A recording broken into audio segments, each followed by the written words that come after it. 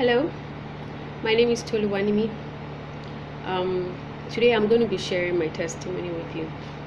I have been hesitating to do this because I find it quite uncomfortable to come out online on a video, but I think it's about time I share this. All these testimonies, there are a couple of testimonies I'm going to be sharing over a period of time, but today I'm just going to share one. When I decided I was going to study medicine, I was already doing another course in the University of Ibadan. For that reason, it was a bit difficult for me to decide to leave what I was doing in the University of Ibadan to come and do something else. But I felt that that's what I should do, and I did. So I left University of Ibadan, and I decided that okay, well, if I'm going to leave a university in Nigeria, I didn't want to go to another one, so I actually wanted to leave the country. So I had planned to write the A-level exam so that I could use it to get into a school outside the country. At least that was my plan.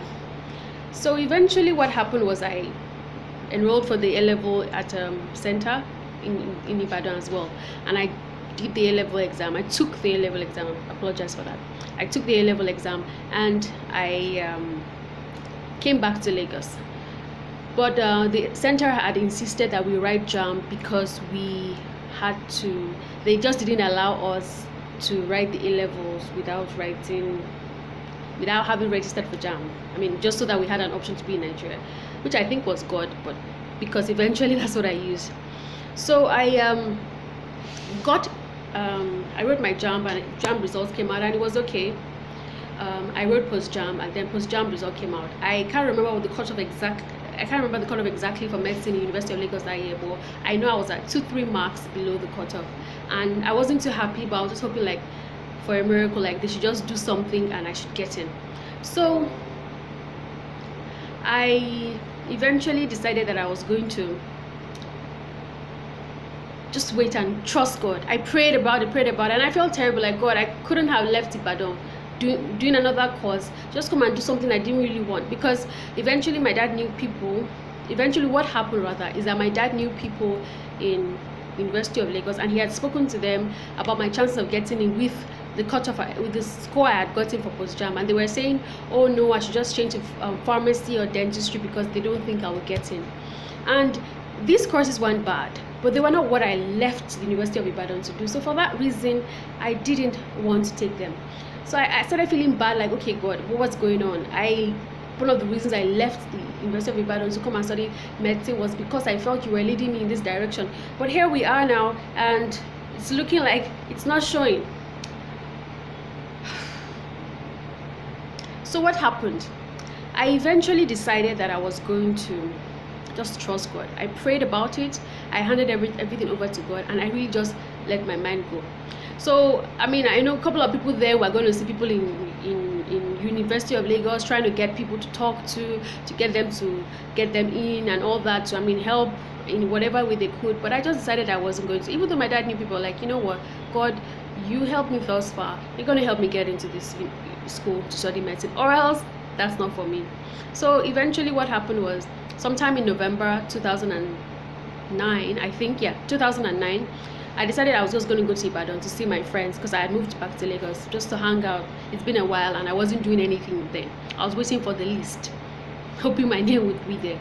So I went back to Ibadan that day, and that morning I had stopped by University of Lagos to see a friend of my dad's who was quite highly placed in University of Lagos, and I was giving my A-level result, hoping that they could do something. I'm not sure what I was hoping for, but I was just hoping that, okay, if I had A-levels, maybe it could do something. I'm not sure why.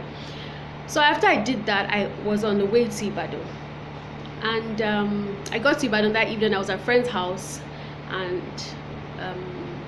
I remember that I checked the list. I was checking for, okay, I forgot to add that I had this friend who did A-levels with me as well, but he was like 0.5 below the cutoff, and he had applied to Unilag, where it was 0.5 below the cutoff for medicine. And I was hoping that, his name would be there. So I was like, let me see if his name is there and everything, because I know he had gone to make calls, call people, drop his name for some some list they developed at some point. I didn't do all that. So I mean, I was like, hoping, okay, I mean, this guy with all the effort he's made, he would get on. Get on the list, get into University of Lagos. So I checked the list that day. I didn't see his name, but guess what, guys? I saw my name on the merit list. His name eventually came out on the second or third list, but not on the merit list. Now I started thinking, I was not in any catchment area. I am from Kogi State. I'm not from Lagos State, so it wasn't catchment area. I couldn't explain it. Even the people that had told me that I should change course didn't even understand how I got on that list, but I did for some reason. That's what God can do. Why am I saying this? This testimony is big because it defined my trusting in God throughout medical school. I will share subsequently how medical school was for me and the things I learned and the challenges I faced. I did face a lot of challenges, but I overcame all of them. Yes, I did, because now I'm a doctor.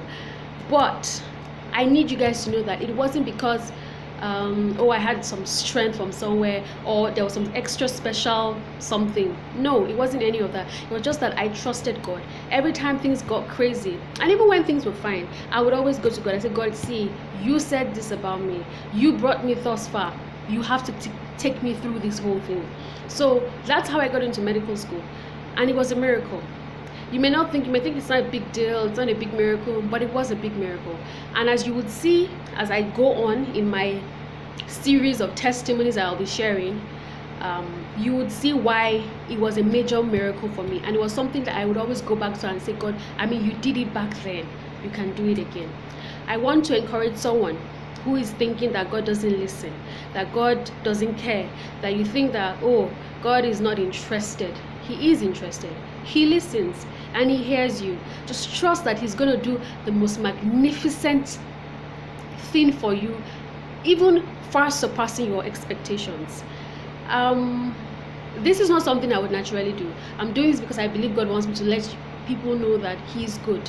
He has been good to me. Everything is not always perfect and everything is not always fine, but God has been faithful. He has been good to me, and he will continue to be good to me, and he will continue to be faithful. I want to encourage you, trust in him. Know that he will never fail you. And in all things, know that he's a good God. Thank you guys, and happy Sunday. Have a lovely week. Bye.